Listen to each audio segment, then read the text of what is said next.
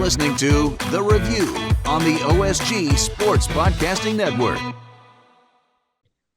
Hello, everybody, and welcome back to another episode of The Review. It's the Online Sports Guys College Football Podcast featuring us, the Online Sports Guys.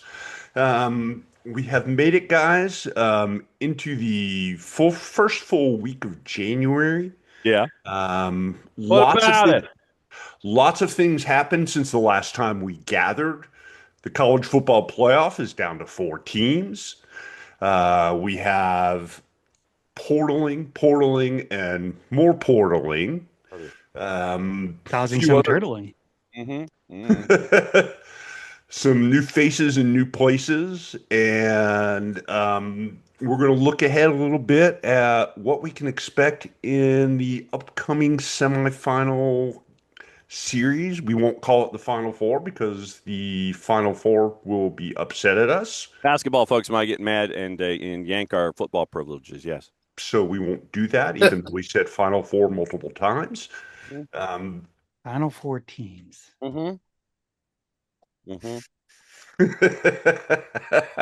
Basically. And we'll start things off talking about the quarterfinals of the playoffs, the biggest hyped games of the season. We'll start off, I guess, with probably the biggest of the surprises. Miami gets the win over Ohio State.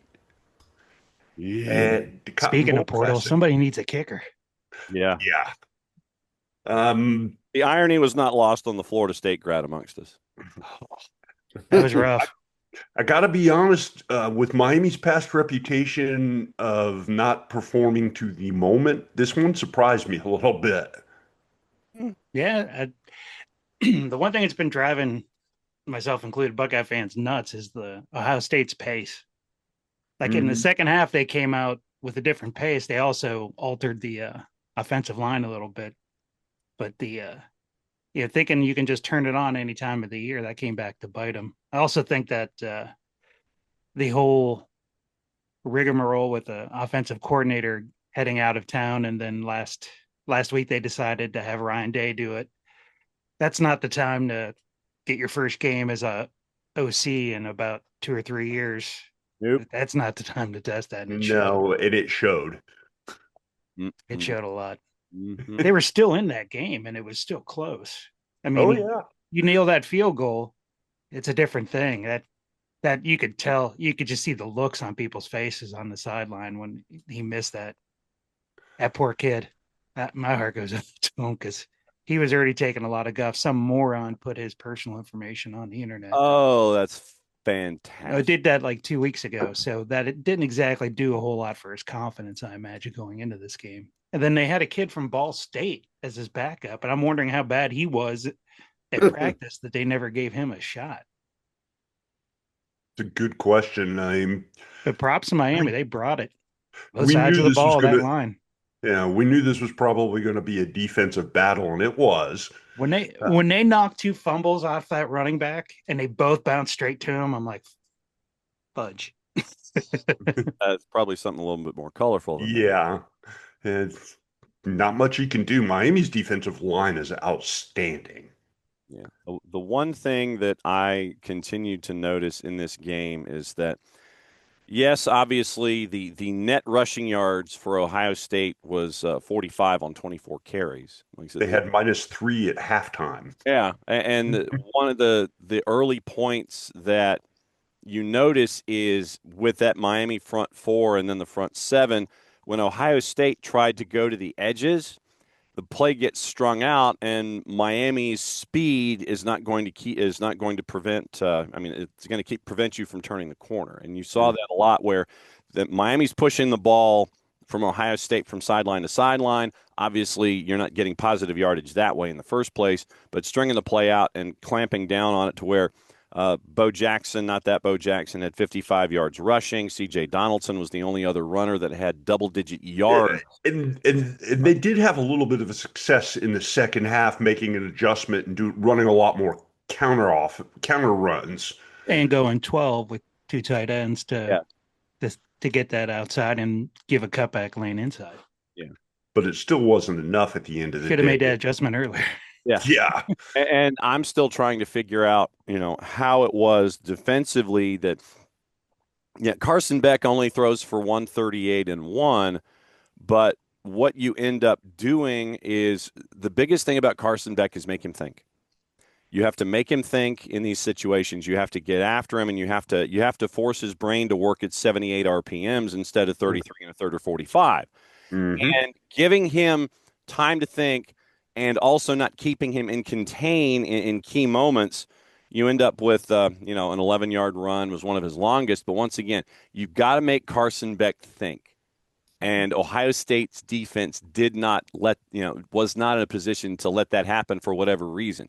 You let Carson Beck beat you by, passing the ball in key situations, making all of those key completions, and then making sure that he was able to, do a dump off, give a handoff. And it was something for me where you're looking at Carson Beck and you're going, this Carson Beck has no business beating you. And that Carson Beck had all the business beating you. Yeah, there were three parts of this that we've been talking about over the past couple of months that all sort of came true at the same time. But Marty's been saying all along that their offensive line has been sort of a mess. And Yeah, the previous regime's recruiting. You don't just develop a lineman in 1 year. Like it takes at minimum, unless you got an absolute genetic freak that comes out of the womb weighing 20 pounds. It's going to take 2 years for them to get their one technique, and then two, just to have the mass to move defensive linemen. They're that quality.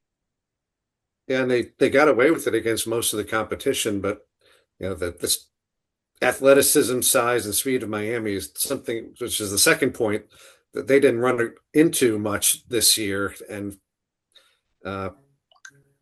didn't really have anything to counter what Miami was doing with their defensive lines. They just didn't have the experience or athleticism to deal with it. And then the third part is, we had talked about for a while, what happens in a game where Ohio State doesn't have total tactical control of it, which is what they had most of the year. And with the interception for the touchdown, totally put them in a place that was unfamiliar to them for most of the year. And still they almost won. What kills me is on that play, the tight end was wide open down the middle. Yeah. So, I mean, with all the turnover they had from a championship season, I mean, they still had a really good year. If you're an Ohio State fan, you can't complain. And no. They will. The better team won. There's every fan base has that segment that's going to complain no matter what. But you go a year between defeats, that's not a bad season. Yeah, it's a good run. Well, yeah, and you got some hardware that's still kind of fresh. Mm-hmm. And then beating Michigan trumps all. So, yes, of course it does. Going down the list of playoff games, the early game on Thursday, New Year's Day, that one also a bit of a surprise. Oregon with a 23-0 win over Texas Tech. And again, this is a game that was dominated by the defense. Both teams. Texas Tech. We took the over on that one, didn't we? Yeah, we did. Yeah. And I didn't see that coming. No, I was shocked. Yeah. Texas I'm Tech. glad I don't bet also. Yeah, there's a reason I don't bet. Texas Tech just couldn't get anything going against Oregon's defense at all. And the Ducks did enough to score on Tech's defense, which is still pretty good. And again, another team that had a great season, played really well, but really struggled to rise to the moment. That's going to come to Oregon. Yeah. For winning a 9 a.m. game. Yeah. That's a very tough thing to do. They've had, I think, the experience during the year of them traveling across paid some dividends in this game. Even they weren't totally sharp in the first half. They had enough. And the second half, they really got their act together, it looked like. 215 net yards of offense for Texas Tech. That's 137 in the air and then 78 net on the ground. Those are two numbers that I would not have anticipated from a Texas Tech team that we have seen all season long. But obviously you tip your hat to the defensive setup that Dan Lanning and that Oregon ended up with. You end up with on the day 4 sacks, 7 TFLs, 4 passes defended along the day, and when you have Dylan Thieneman and Bryce Betcher each with 12 tackles each, 6 solos on the board. I mean, that's insane numbers that you piece together. 59 tackles, 35 solo tackles. You know how difficult it is these days to sit there and have players with sound fundamentals when it comes to tackling, the roll tackling, what have you. But when you've got 35 solo tackles, 4 sacks, and 7 TFLs, that's a pretty strong day against an offense like Texas Tech's. Yeah, it's hard to have the kind of the chemistry to deal with that kind of adversity when you're kind of just a group of mission. How many guys were on that Our team last guns. year? Yeah, but this year the Red Raiders have established themselves, and they're not going to be losing as many players and bringing in as many players. So that's you got to expect them to make quite the run next year.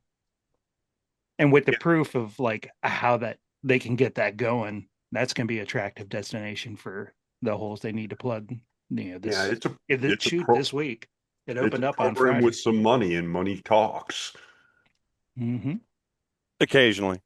Your mid-afternoon game on New Year's Day. This was the only one that really was never as close as the score indicated. Indiana 38, Alabama 3. Ooh. Wait, I want to know where Chris Sankey is right now. We should have 7 teams in. Oh my God. Well, since my mom is an Alabama grad, I'll start out here that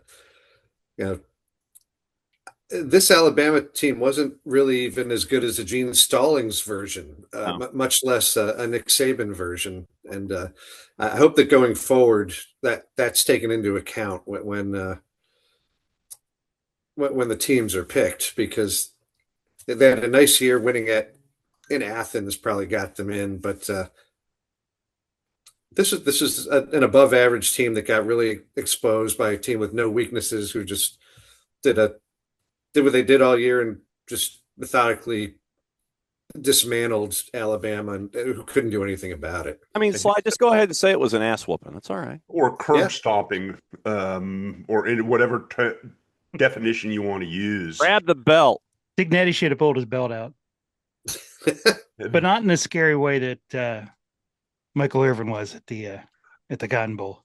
Well, I think that the streak of in-game smiles that Curt Signetti has this season has now approached 14. And I don't think I've seen one since like midseason. No, I mean there. I mean, and after the game, yes, he has smiled. I will stipulate to that. But I think the personification of this game was the double fake, double timeout sequence. And Signetti just looked like someone absolutely just threw his food on the floor. and he was that mad. And of course, it's like this you get to say, like, Curt Signetti mad. Curt Signetti, it's the same picture all the way across. Yeah, it's like the Darth Vader t-shirt. Yes. And so Curt Signetti only slightly less mad. Yeah, same picture. So, he wasn't having any of the shenanigans of trying to be drawn offsides, which once again goes to the great discipline that we've seen from the team in all 3 phases. So it's trying to draw him offside, timeout, come back out. Let's try it again. And then, no, timeout. And then you see the cutaways of Signetti going up and down the sideline, and he's just like, man, can we get this thing moving here? It's like, I got to go to in and out, across the freeway in about 4 it's like, I'm on a clock here, kid. And you got to see just I'm hoping this is that one overarching thing that folks finally got to see, that Indiana is not a team to be messed with so far, in 2024, 2025/26. And so, literally it was boot. I texted you guys after that game. I think that it kind of summed it up by saying it's just Indiana's world right now, and we're living in it. And that's fine. I like variety, and it's all cool for me. When you have a quarterback who has more touchdowns than incompletions, 14 of 16 on the day and 3 TD passes. I mean, you end up with what? 255 on the ground, 192 in the air. So that's 8 from 55? 447 net against Alabama. And it just got to the point to where Alabama was just like, there were some players in the secondary, especially second half on the touchdown runs, where they would sell out on the first level and they break through. And then second level, nobody's there. Somebody's trying to take a bad angle. You just kind of see them pull up as they're going into the end zone. I think that was the personification of that matchup, especially third and fourth quarter, where it's just like, yep, we're out the door. It's I don't know what you do with a team that has no weaknesses and makes almost no mistakes and plays at a high level in every Match phase. the tires on the bus. Sit there and Yeah. cut the tires on the bus, basically. Which is not to say that they're invincible. They could have a bad day.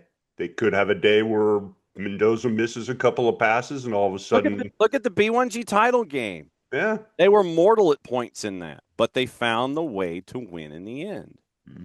And that way to win is let Ohio State kick field goals. I was so envious watching all these other games where they're making field goals from far away. I can empathize, my friend. Let's put it that way. In the final game of the playoff New Year's Day extravaganza, arguably the best game of the bunch, Ole Miss gets the win over Georgia 39-34 in a wild game. They seem like they're sort of living out the Blues Brothers thing. We're on a mission from God. There's something special going on there. I don't know if it'll carry them through Miami, but you can tell that something was way different. We got a D2 quarterback, a defensive coordinator as a head coach, bunch of transfers and coaches leaving, and our head coach has gone someplace else in the same conference, and we're in the Final Four. Don't underestimate the power of FU Lane Kiffin. Yeah. That might be the strongest motivation in all the playoffs of the. I mean, look, all you got to do is look at that photograph of Lane Kiffin and Kim Mulkey holding hands at the Maravich, walking out onto the floor. It's literally Darth Vader and Emperor Palpatine walking. Literally, that is, I mean, it is, brother, that is the personification of that deal right there. And what do you want to bet it takes a year and a half for Lane to do something to piss Kim off and have him go out the door? I'm shocked you're giving it a year and a half. Two of the most attention-seeking folks you could ever have. That's like that, dude. That's like matter and antimatter hanging out in the same joint. You know, you're waiting for that large explosion to happen. But no, I give Rob Golding and the staff a lot of credit. Golding. Oh, whatever. Fine. I'm sorry. I'm thinking of holding midfielders for Newcastle. That's my bad. I'm not going to be shocked if Lane tries to pull some more crap with the assistants that are coaching over there. Oh, absolutely. No, I just said one. I didn't say the whole thing. Yeah, well, I was gonna get to that when we talked about the news of the week, because word's already come out that there is a lot of negotiating going on right now because LSU is threatening to pull all the assistants who've been allowed to coach at Ole Miss before this coming week's game. Here's my shocked face. Yeah. Which would kind of stay in character. That's a Richard move, and you know it is. Oh yeah. No question about that. I loved at the end of the game when Kirby Smart was talking about Trinidad Chambliss, and Kirby said, "I just want to know who it is that found this kid, and then made him what he is as a quarterback, because he's one of the best.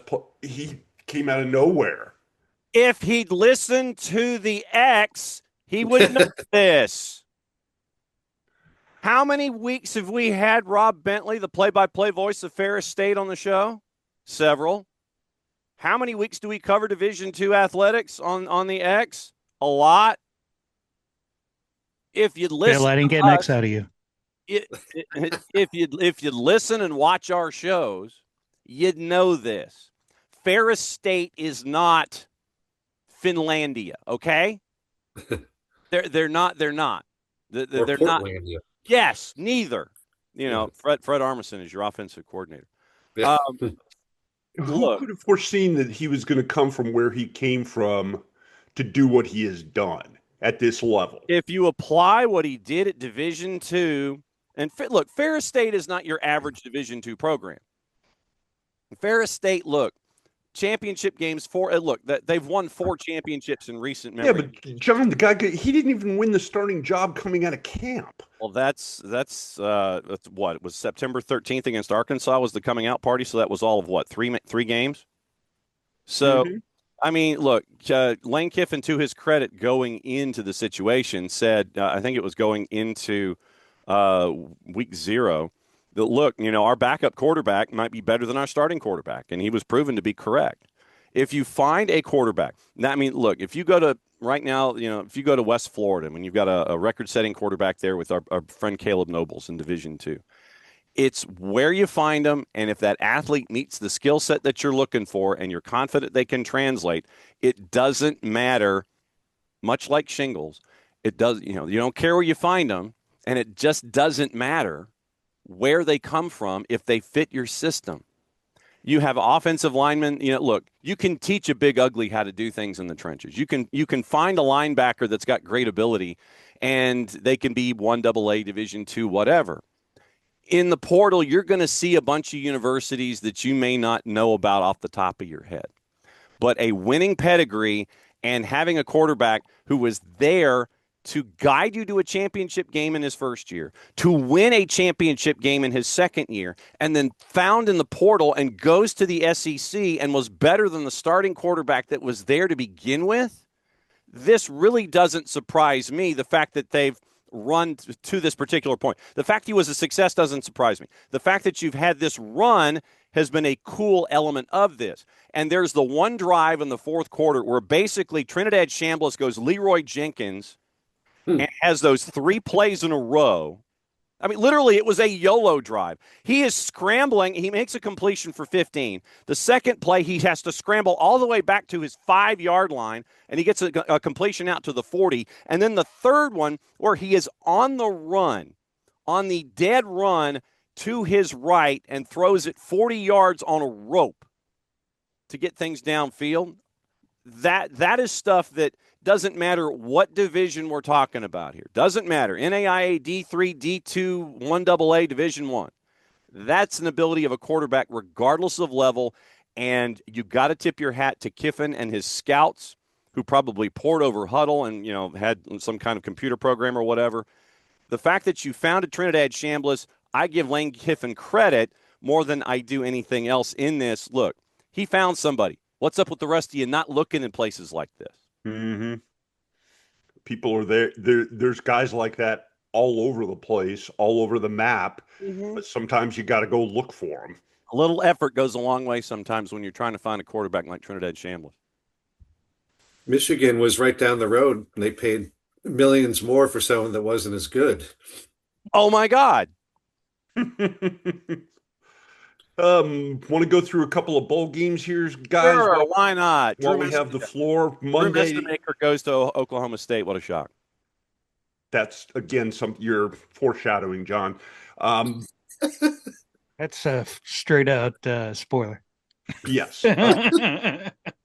Your Monday bowl game on December 29th, my Georgia Southern Eagles get the win over App State 29-10. Looked very impressive in doing it. Nicely done. Good win, and I was homesick, so I had the ability while I was able to stay awake to watch it. You've got to get that. You've got to get that helmet. You've got to find that helmet, or you've got to find that gear with the nameplate on the back of the helmet that said "Deeper Than Hate." Mm-hmm. That was gorgeous, and you guys found you told App State to go out back and find their own stick. Yeah, and then some. Mm-hmm. Tuesday's games, USC and TCU, ended up actually being a pretty good game at the Alamo. TCU gets the win 30-27 in overtime. I laugh. Tackle people. That's all I want. Yeah. Sound fundamentals, especially in overtime. All it takes. You've got the sideline right there with you. Shoulder, player, out. Just don't. That's how that works. And then you end up losing by not pushing a guy out of bounds. That's a you problem. Mm-hmm. La Tech wins what was basically a home game for them against Coastal Carolina in the Independence Bowl, 23-14. A while to turn the engine over, but they were okay. An easy one there. And then the Yes, Fighting let's Illini go get here. We got to find out W. about this one, brother. They take the Music City Bowl with a 30-28 win over Tennessee. So, We yes, cede the Illinois floor to you. did benefit from a lot of opt-outs from Tennessee, including most of their best players at receiver and on defense. Yeah. However, no one in Champaign is apologizing for the first time in their tortured history as a program, 100 plus years, of winning 9+ games 2 years in a row. That's a huge deal, regardless of they beat South Carolina and Tennessee the last 2 years. They've got a lot to sell, and this John Nelson talks all the time about what makes a good bowl game. This Knoxville's 3 hours away. Champaign was 5.5 hours away. This is a really good atmosphere in a bowl in Nashville. Really, what everything you would want. They're all over the city. The fans. It was just really, really cool deal all the way around. And Boy, see what the portal brings for Illinois if they can keep it going. But it's a great time. Brett Bielema really is all in, and thank goodness for that. I just have this vision of him eating Hattie B's, walking up and down the front after the game was over. Parting through the crowds of on the streets of Broadway. Watch out for those ducks. Mm-hmm.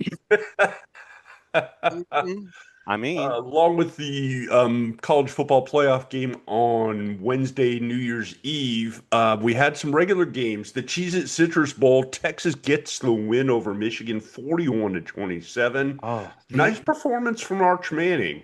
Good the stuff I build lost on. to Ohio State Bowl was my favorite.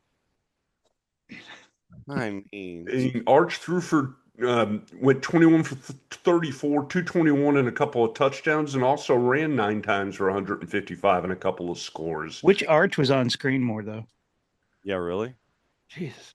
I mean, it's by the way, let's see. The narrative starts in 3, 2, 1. A, Texas is back, and B, Arch Manning is going to win 4 Heisman trophies in a row. How many years you got left? Him and doesn't matter. Him and Ron Paulus, they're going to be the first 4-time ever Heisman Trophy winners. I'll give the kid his due. Oh. He got better over the course of the season. Is he the second coming at quarterback? Not at this point in time. But he's proven now that he can probably play on the level that he's at, which is part of the accomplishment for a high school kid. Mazel tov. Good on you. Um, Here's a quick impression of Arch Manning in 2026.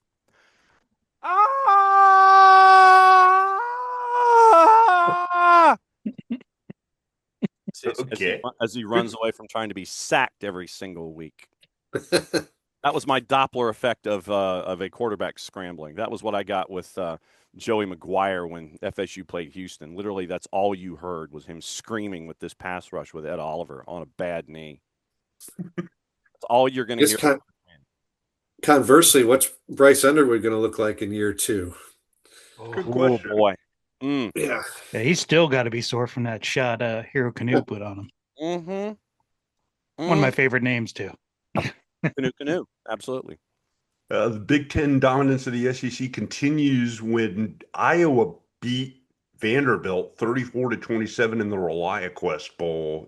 Is that the new Outback? So It is. Does Diego continue to run his mouth Yes. before games? Yes. I don't know that anybody's explained to him that he needs to shut up. That quote aged poorly. That's in his DNA. It's not going to change, and that's why he will probably end up being a.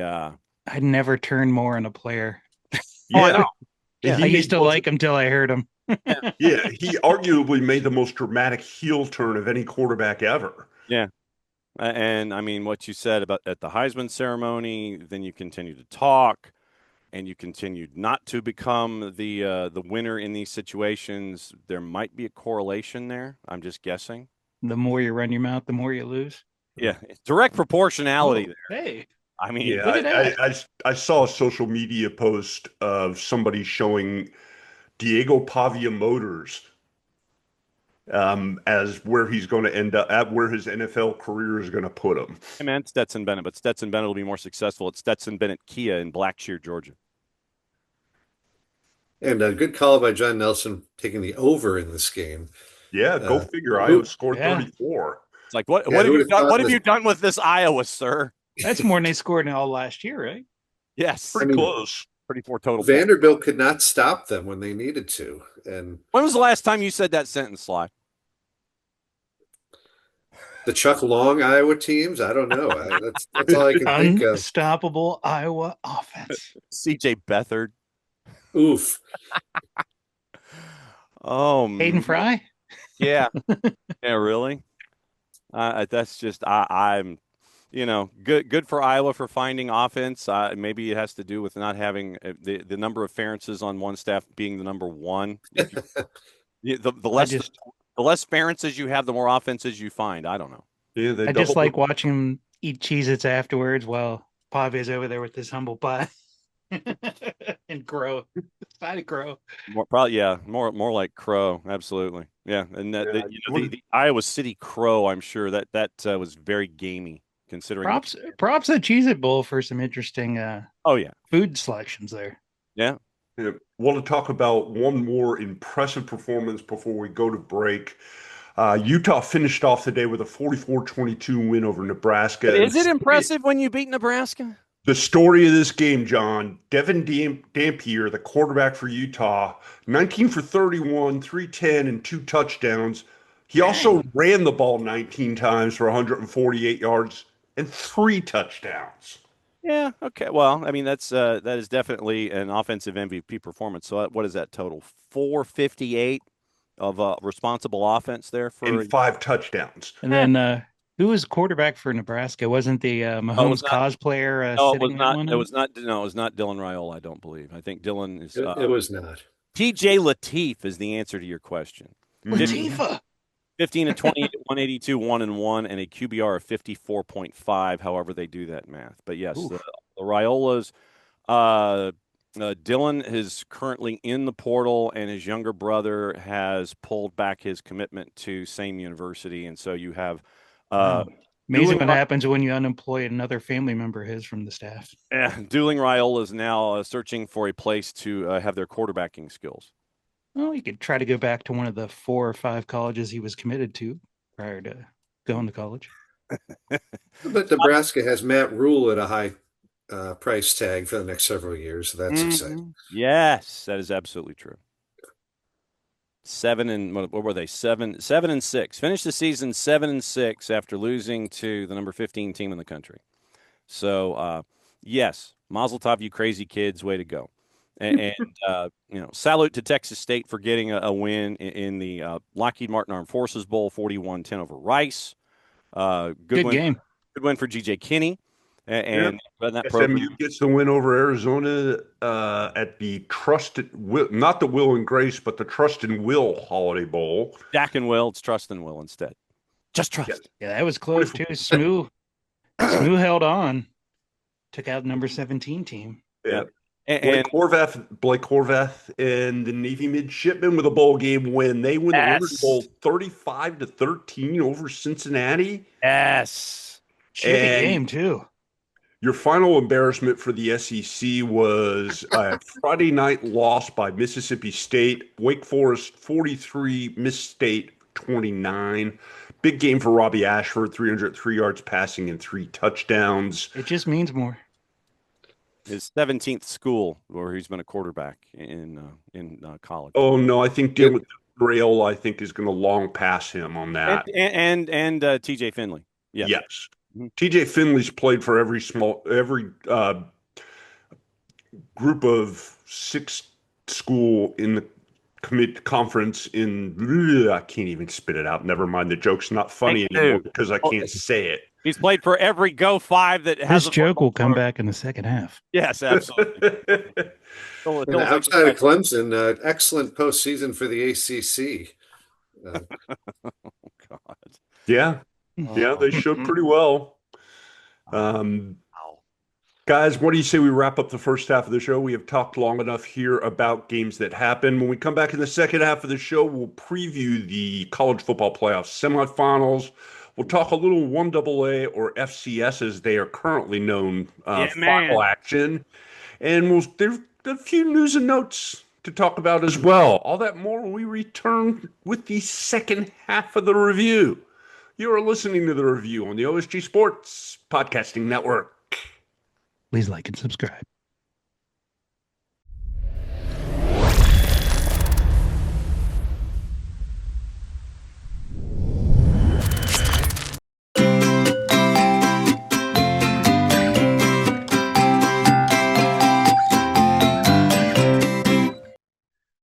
Over here in the OSG Sports side of things, we talk football. FOOTBALL. College football version here with the college football review every single week. But for those of you that like not just football with two O's, but football with a U, FUTBOL, there's the Soccer Down Here Network.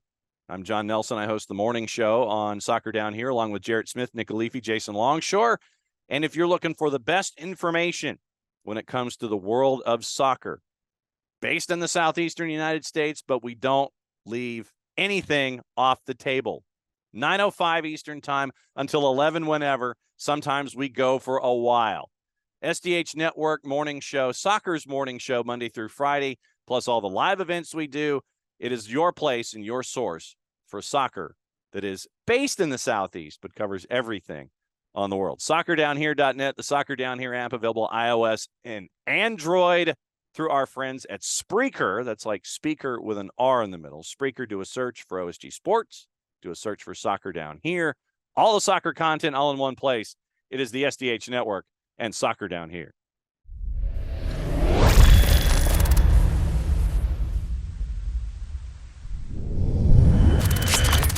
Thanks for sticking around, everybody. You have made it to the second half of the show.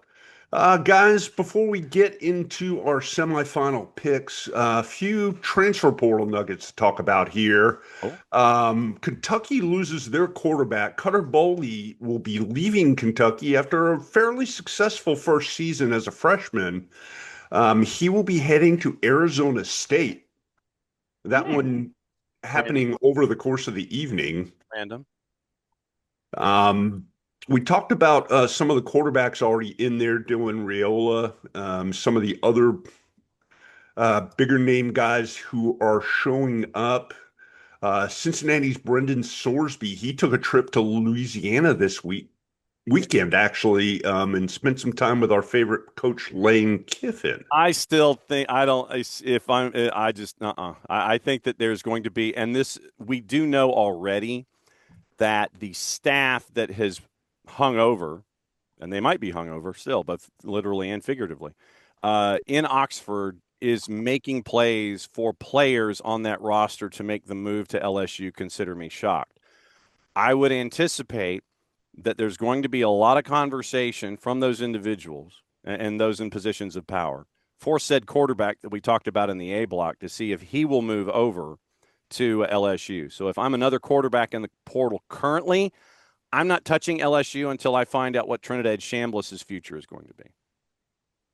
I think Mr. Chambliss would be making a serious mistake if he left the current situation that he is in. Not denying. I'm just saying that it just with the dynamic in play between Red Stick and the Grove, watch that pipeline and figure out who's going and who's not before you make a decision.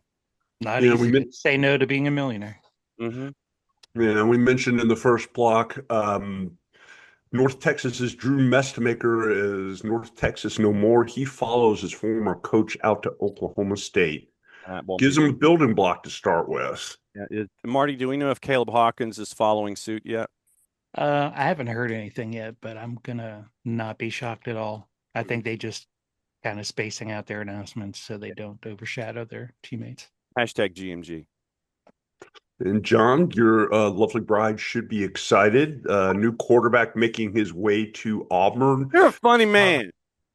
Byron Brown following his coach Alex Golish from the Tampa Bay area to the Plains of Auburn. Yeah, that is that I haven't seen officially official yet. Is that officially official? I know that the conversation is there and the logic is there with Alex Golish. I also know that the freshman quarterback from USF is officially official heading that direction. So it makes sense. And keep an eye on this too in this new era of the portaling where you have coaches who leave and then you have players once again shuttle. We talk about it with Morris and Mestamaker and Hawkins at North Texas. All of the players that are leaving destinations, when a coach leaves, how many players follow in these situations, and especially in skill positions.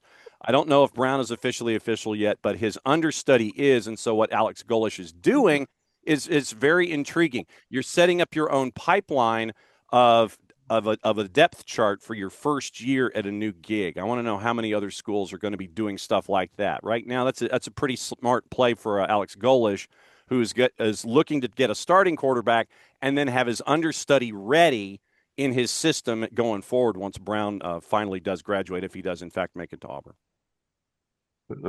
Another interesting name that jumped into the portal and made some headlines this weekend. UNLV's Anthony Calandria was seen heading towards Tallahassee. You're a funny man. Look, I think he probably would be a bit of a step up over Thomas Castellano.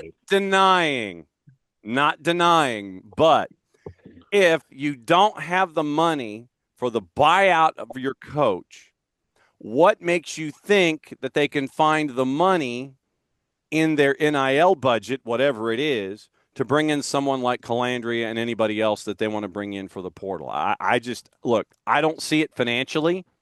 And even if you do spend money on someone like Calandria and he does come to Tallahassee, what's the rest of your budget like? What are your surrounding players going to be? That, to me, is the other part in this. Just because you can spend money on one player, unless that player can be like Bugs Bunny in the baseball cartoon, then, first, second, third base. Uh-huh.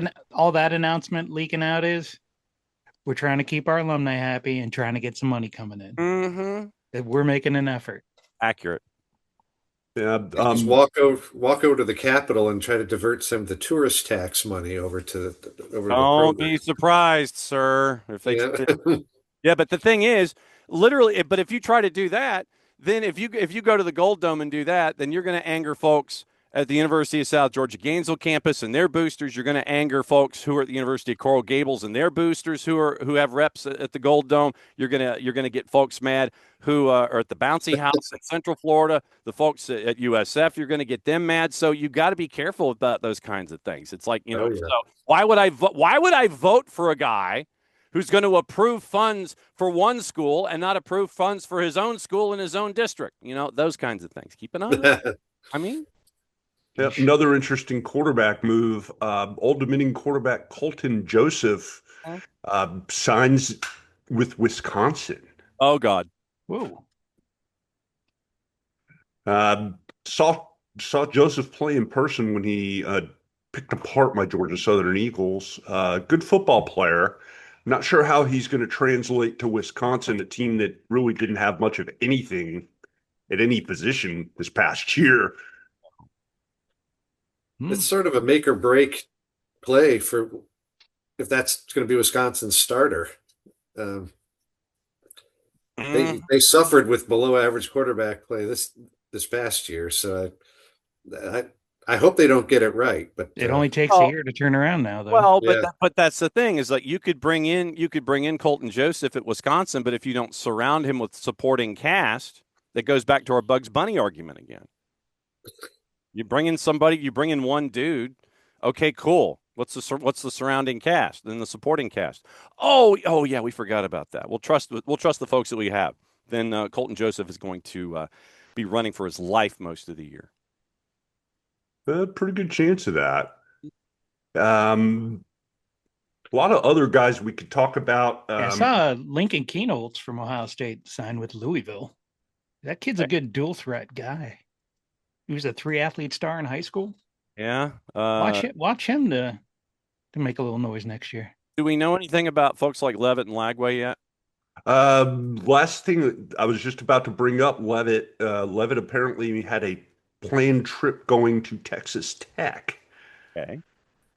which would be a spectacular pickup for them. Best team money can buy. Yeah.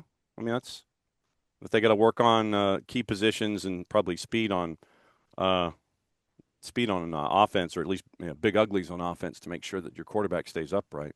Yeah, and Pete Thamel reported over the weekend as well that Mr. Lagway, he also made the trip up the highway to Florida State. Don't do it. I was waiting for the reaction there. Don't do it for your own personal safety. First and foremost, literally, that is that literally is bringing in someone from why?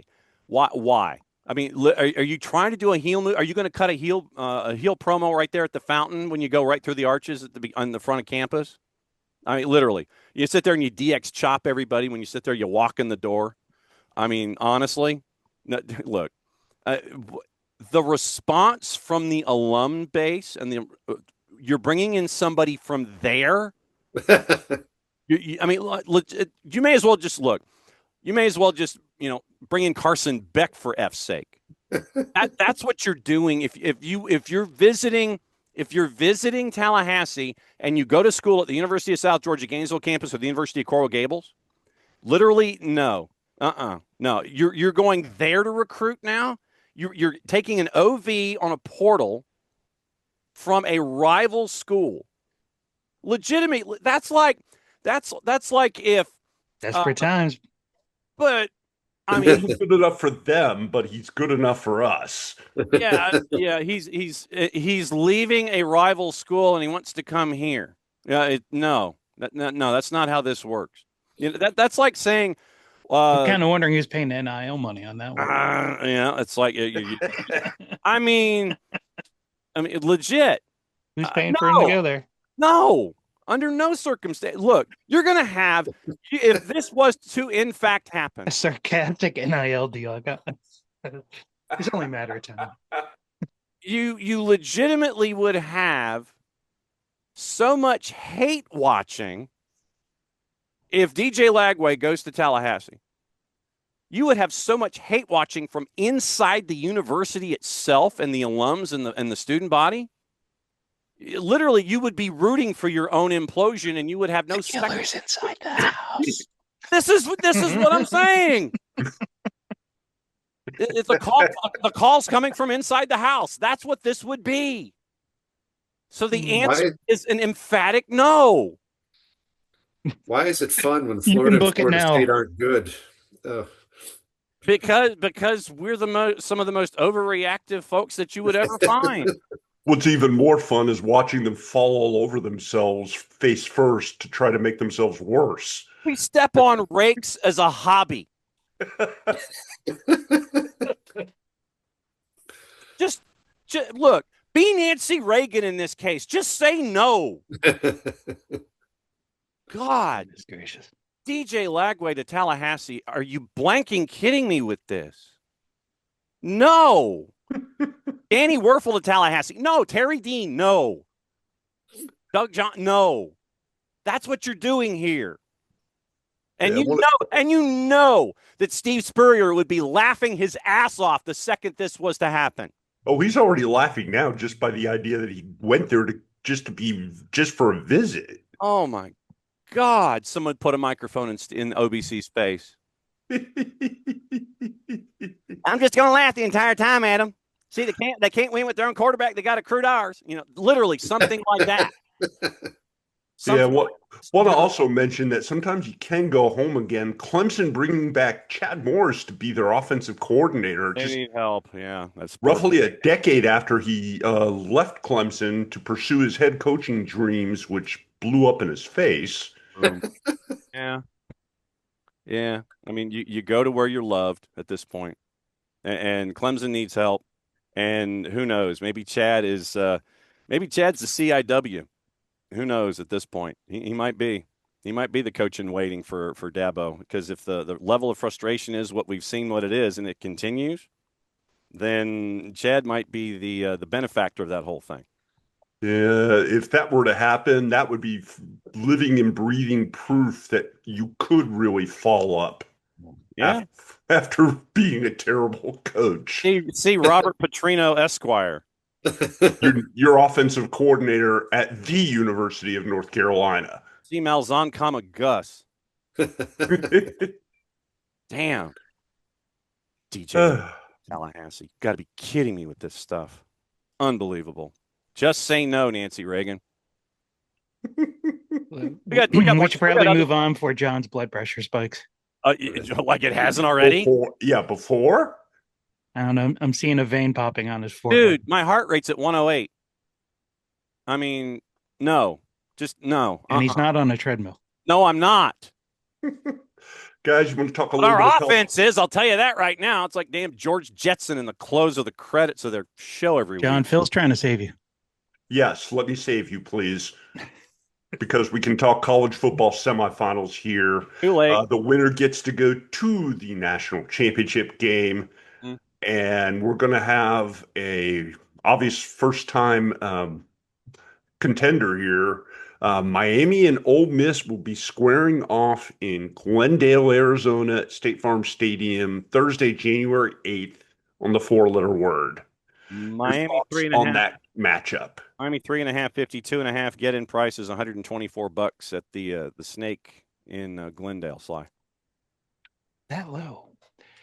See, Well, I want Miami to win, so Paul Feinbaum leaves the country like he promised. Of course, I think he said that last year too. Yeah, that's his go-to. How the hell do you not show up for a bowl game? 124 first time.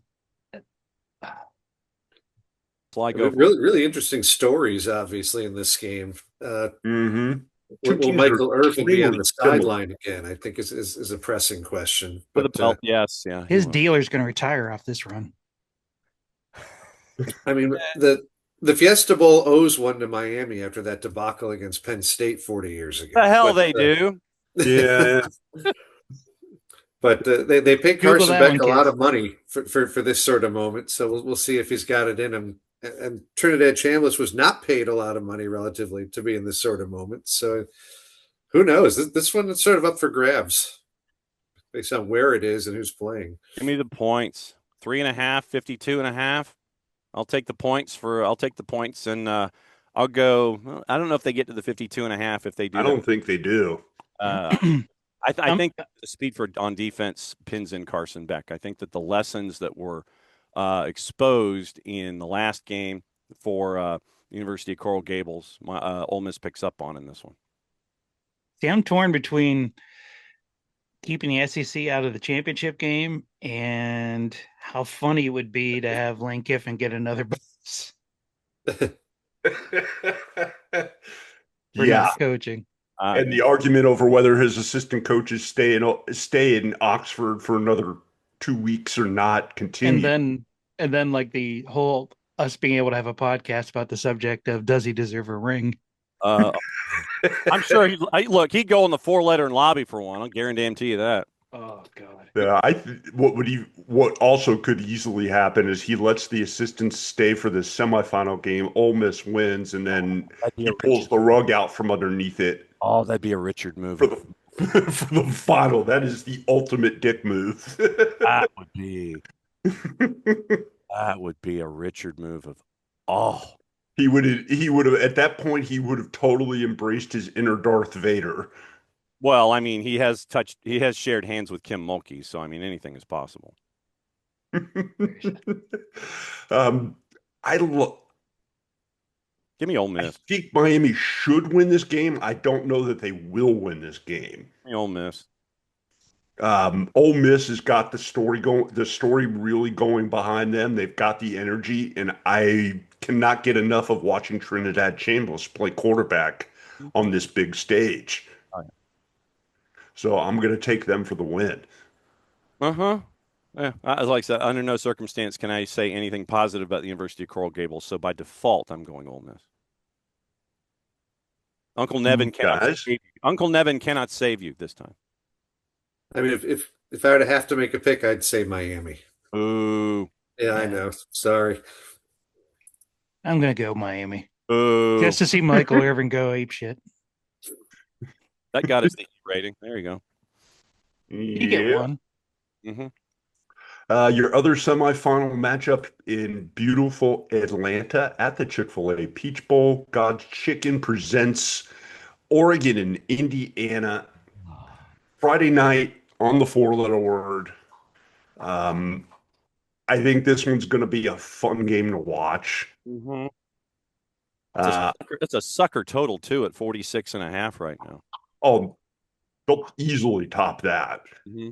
Indiana's a 4. I mean, because last time they're going by what happened last time, and they were in the 20s. Mm-hmm. So I think neutral site. I think it goes over the total. I've got to go Indiana here. I think it might be like 27-23, and it might be a bad beat for somebody, especially if they pick it like at 4.5 or 5. But I just think that right now, Indiana, it's Indiana's, and everybody else is chasing. You can't argue with that logic. The only you can't bet against Indiana until proved otherwise. But the only thing Oregon has going for them is that they've already been exposed by Indiana. I don't want to know this about year. Oregon being exposed, sir. Don't think so either. But Well, I mean, their Let's see mascot if runs any- around with no pants. yeah, we don't know if any adjustments that are being made are going to matter. Well, see, so you're talking about adjustments without wearing pants. There you go. Good. Yeah. Like I said earlier, I think right now it's Indiana's world. We're just living in it. Yeah. They look like the total package, Lex Luger? but not to be confused with Lex Luger. There you go. They've got everything you need in a college football team. They can run, they can throw, they play defense. Their line won the MVP award. Offensive line won the MVP award for their previous game in the Rose Bowl. I can't see Miami or Ole Miss beating them to get to that point. But I think Oregon will give them a fight at the end of the day. But I think Indiana just outscores them, which usually is what it takes to win a game. And it's a college football cliche when you say that. The dollar in the jar. It's the first one for 26. Yeah. But I don't think there's any stopping Indiana at this point until proven otherwise. Correct. Got to talk about one more game. Two more games. Well, one that I know I can find some details about. Yeah. Monday, January 5th, the football championship subdivision. They won AA. It's all It's right. one AA. That Championship sounds like a game. product in CVS or something. Yeah, really. Here's your FCS brand cereal. Illinois State and Montana State playing in Nash Vegas. Mm-hmm. I think this is going to be some fun TV to watch. Oh, it's going to be great. Dakota free football. Marty, go ahead and say your piece about the Heisman version in 1AA, sir, if you would, please. Oh, my alma mater, Youngstown State, had a Walter Payton Award winner, Bo Brungard, bringing it all year long. Mm-hmm. Nice. Andy Sting. See? I mean, that's you love those kinds of things. Kid had a hell of a year, running, throwing, shoot, even caught touchdowns. Yes, and What more could you want? I mean, when you're trying to win a trophy. And he didn't turn heel. He actually thanked his family, thanked God, thanked his teammates. I mean, wow. Mm-hmm. What's not to love? Illinois State, Montana State. Montana State survives Brawl of the Wild 2, which in and of itself is crazy. And for those of you that might have missed the X this past week, you can catch it before the game comes on. And you can hear from Craig Birchie, sideline reporter extraordinaire for the Roadbirds, as they are now being called. Not the Illinois State Redbirds, but the Roadbirds, considering that they have gotten all of their wins in the postseason on the road. We got to dress him up like the Road Warrior. Oh, I know. That'd be great. I always see him come out with the shoulder pads on the sideline with the mascot. What a rush. I mean, that'd be fantastic. But Birchie, knowing Birchie, he'd probably do that. For Illinois State, they go to Villanova, they go to Cal Davis. Where else did they go? I think they were part, and didn't they knocked off North Dakota State, didn't they? They were part of the Dakota Free Football. So they beat Villanova at Villanova. They beat UC Davis at UC Davis. They beat North Dakota State at North Dakota State. They beat Southeastern Louisiana in Hammond. They are now in the final game of the year. Out of the Valley, the Missouri Valley Conference, they are 12-4. Oh my God, a team's playing more than 15 games in a season. It's amazing what playoffs do. And so they make it with this big run in the offseason on the postseason on the road, going up against Montana State. And we also caught up with Keaton Galogly, the play-by-play voice for Montana State on the X this past week. And to survive Brawl of the Wild 2, the get-in price for Brawl of the Wild 2, which is Montana State, to get into the championship game, $650. The get-in price for that one was $650. Montana State has one of the most prolific I offenses. apologize about my dogs going nuts this whole freaking show. Oh, they're good. We can't hear them. No, we can't hear them. They look. I thought they were cheering for Taco Dowler in Montana State. I mean, look, and Taco Dowler, he's got an NIL deal with a local Mexican restaurant, as you should. He catches a touchdown, you get discounts, and that's fantastic. But one of the most prolific offenses in 1AA, and you're going up against Tommy Rittenhouse for Illinois State, who has survived games where he has thrown more picks than touchdowns. He had a 5-pick game in the postseason, and Illinois State has survived. So Montana State, they're the big dog right now, ranked number 2. And Illinois State, and Craig Birchie was confident about it. You know, he's like, if we can keep them off the field and be clinical, then we've got a chance to win. But Illinois State right now, they are a 10-point underdog.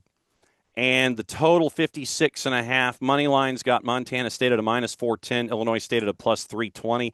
I think it's a tall order. Get-in price, by the way, $83. Go. Yes. Go for that one. That one's Worth it. go. Oddly enough, on this Magical Mystery Tour that Illinois State's been on, that Nashville is the closest destination of any of the games that they've played so far. Very drivable from Bloomington Normal. I hope they get a good representation there because they deserve it. Yeah. Craig talked about. Sad thing is, they're going to have more fans there than Miami's going to have at their game. Oh, darn. But, I mean, legitimately, Montana State, they've had to add charters from Bozeman to Nashville. United Airlines has a flight I'm guessing there's probably not a whole lot of flights coming from Bozeman to Nashville. No, there's one, and there's one on United Airlines. And in the conversation that we've had, they've added charter flights because those are apparently cheaper when you're just bringing a bunch of your own folks instead of relying on a network, on an airline to do it. So you've added charter flights. You're going to see a lot of Montana State folks fly in from Bozeman. You're going to see folks driving in to support Illinois State. It's going to be epic when that one wraps. And so really looking forward to that one. So that's your 1AA preview. And your other championship game, Mr. Nelson? Division III, it is Wisconsin River Falls. And if you missed the end of the semifinal with them and Johns Hopkins, you missed a fantastic finish. The only thing missing was the sponsorship from Alcoa. And it was a 41-41 tie with under a minute to go. Wisconsin River Falls completes a 79-yard touchdown pass to get the win 48-41. However, they're going up against the juggernaut in Division III football, North Central College of suburban Chicago, Illinois, who play at Benedetti Wehrle Field in Naperville, Illinois. And they're going to Canton, Ohio. In the last 5 years that there has been a Division III champion, North Central has either won or been runner-up. So it's a tall order for Wisconsin River Falls, and going up against the juggernaut that is North Central. By the way, this is football on a budget. It's beer and a brat territory. General admission at Tom Benson Stadium, $20. Yo. Go. Yeah. There's no excuse not to go to that one. And you get to see one of the great current dynasties in Division III football in North Central, and a great underdog story in Wisconsin River Falls. I have the feeling it's going to be a long day for Wisconsin River Falls, but you get to see what North Central has been building the last handful of years. It's nice to see that football in the state of Illinois isn't dead, as it was thought several years ago. So good stuff by in Naperville, Champaign, and Bloomington. There you go. They've got a pulse. They're coming Yep. back to life. Mm-hmm. Guys, got anything else here before we wrap things up on this episode? Just say no. Just say no. To what? DJ Lagway and Florida State University. No. We're gonna have a separate episode. Just No. No. Marty, that's like someone from TSUN coming to your campus in a position of skill. That's no. It's happened. Well, but yeah, then what happened to your team after it happened? Did you win anything at the end of the year? I don't think you did. I don't think you did. We won a championship that year. Did just think of one thing to mention, and I want to get your thoughts on really quick before we wrap things up for the week. Oregon coach Dan Lanning threw something out this week that I thought was kind of interesting. Oh, The truth. About the college football playoff and a way to make it better. And that is to start it right after the conference championship games. No buys, no sitting out for 3 weeks before things happen, because what's happened is the teams that get first round buys right now, they're a collective 1-7. That's a you college problem. football playoff error. That's a you problem, sir. And I think the four-letter would have an issue with that because of all the other ancillary programming that they have in those slots, first and foremost. And I don't see it. And what I think would be something else to consider is moving the portal downstream, so that way you're not having folks portaling during bowl season. Move that was also part of what he talked about. Is Move Start a week earlier. move Don't that open a portal till it's over. Move that downstream. Common sense. Push the portal until after the championship games are done and the bowl games are done. But I don't think that you're going to move anything up if you're a programmer of said events. You already got week 0. What's the big deal? Yeah. So look, I think sliding the schedule up is a non-starter for your playoffs. Just take the portaling window and move it downstream. Yeah. 25 days off between games isn't good. That's a you No, problem. it's ridiculous. Enjoy your extra practices. Get the most out of it. That's a you problem. We've seen in multiple sports, not just college football, that when you get that lag time, you get a team that's finishing their season on a roll, playing good ball, and then all of a sudden they have to come to a complete stop for a couple of weeks, and then they can't pick back up where they left off. Good to know that you've already started hashtags for DJ Lagway now. Very good. Lag time. Mm-hmm. Good work. Mm-hmm. What I'm here for. Mm-hmm. Yeah, so make sure that you patent that quickly. Yeah, Just say no. that'll do really well. That will do. It will. Probably will. Guys, let's go ahead and wrap things up here on the episode. Sure. For the entire OSG Sports college football team, Happy New Year. Happy college football season. We got lots to talk about the upcoming week and next week. We will summarize what's going to be a really, really interesting wrap up to the college football season. Yeah. Thanks for tuning in. Make sure you check out the X in the middle of the week, and we will talk to you again soon. Bye. Please like and subscribe.